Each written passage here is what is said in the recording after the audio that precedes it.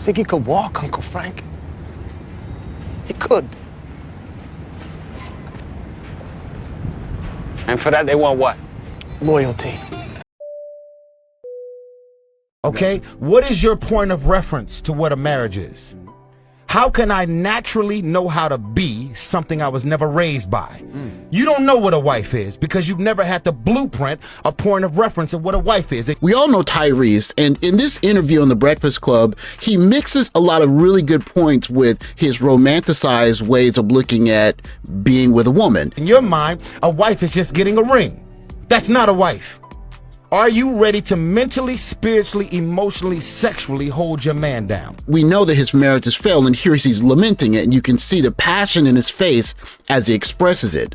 But this interview, along with a lot of different things that I've come to see and experience myself, tell me quite simply, as black men, we do not know anything about how to pick a wife. They would say, my face is pretty, my ass is big, my stomach is flat.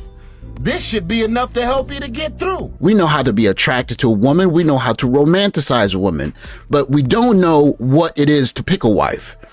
Knowing that, we have to understand not just about women in the West, but all women. But when you get with the guy, you're unwilling to do that for a specific period of time. Let's say for the next 10 years, you work your ass off the same way that you was gonna work your ass off by yourself, but you're not willing to do that because now you got a buffer. And the thing that I'm saying is the inherent nature of a person, of a woman, is to get a softer life, not to help her husband. Say that again, black man. The nature of a woman being a wife, especially a black woman, is to have a softer life, not to help her husband. Bingo. What did you do when there was a girl that you liked back in the day? What kind of action did you take? There are lots of people who would step in and introduce people to those who couldn't find partners.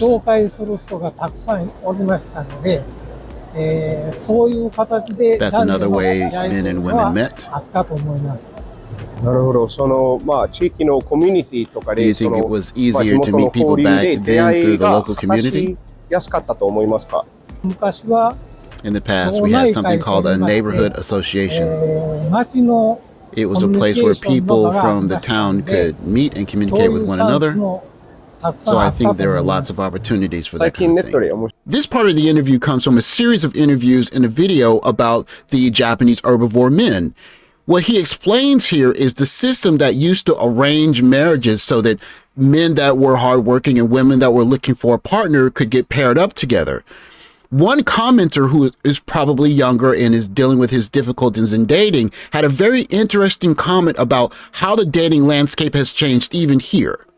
All of the women want the men to initiate the interaction. However, they fail to mention that as in the West, 90% of the women will shoot down 90% of the men in that moment. Women like the freedoms that they have in Japan now compared to even 40 years ago. And with that freedom, they need to realize that the dynamics of relationships have changed and they can be on the attack as well as receive men's attention. China, Japan, and India, all which have large populations in Asia, all valued the family system, albeit in different forms, and ultimately hope for national prosperity. In a sense, this was a success since the Meiji era as a way to enrich the country and strengthen the military. However, after the defeat in World War II, American ideology became pervasive. And at the same time, the idea that happiness lies in choosing a free way of life for both men and women began. And at the same time, free love was forced to compete with those of the same sex. Real men pay the bills. Real men put the clothes on your back. Real men take care of you. Sister, don't marry no breath and breeches. Get you a real man. Take your time. Get you a real man. If you can't find a real one, stay single till God send you one. This is a narrative that we're no stranger to.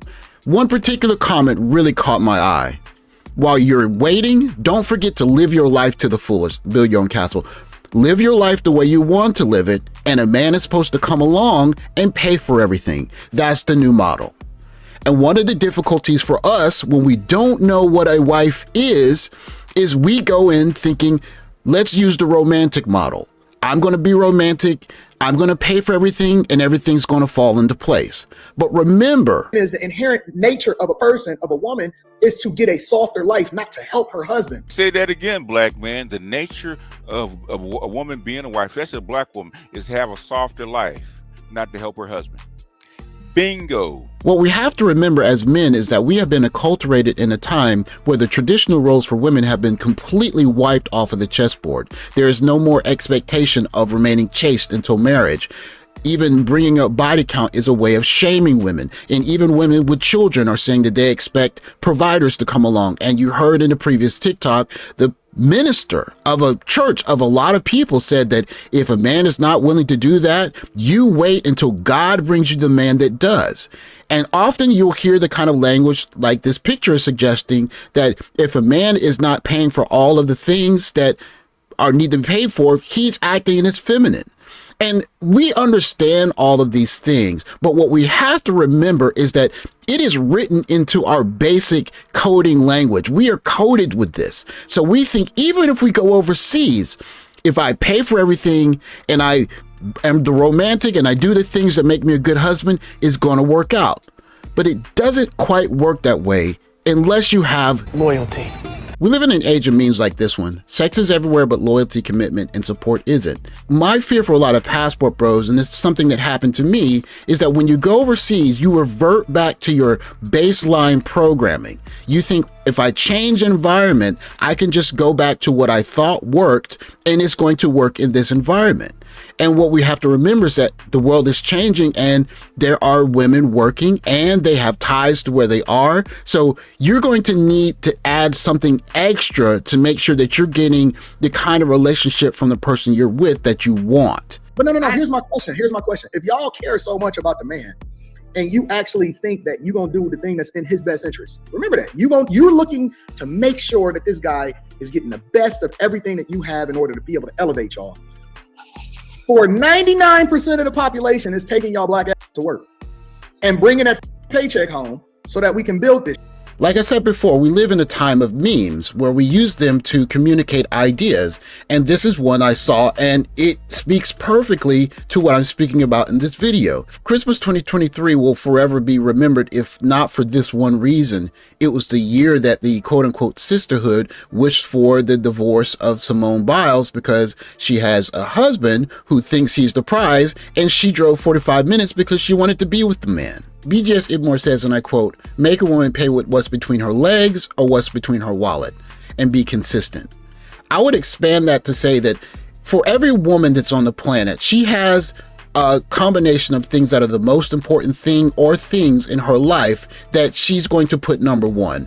It might be her friend group, it's her family, it might be her job income earning, it might be her time. If a woman is making a lot of money, money is not a sacrifice for her. But like Simone Biles, for someone that is elevated as she is, what is a big sacrifice for her? Time. And she sacrificed time to go see Johnathon Owens. I've been in relationships where young ladies have cooked for me, they've given me money, they've bought things for me.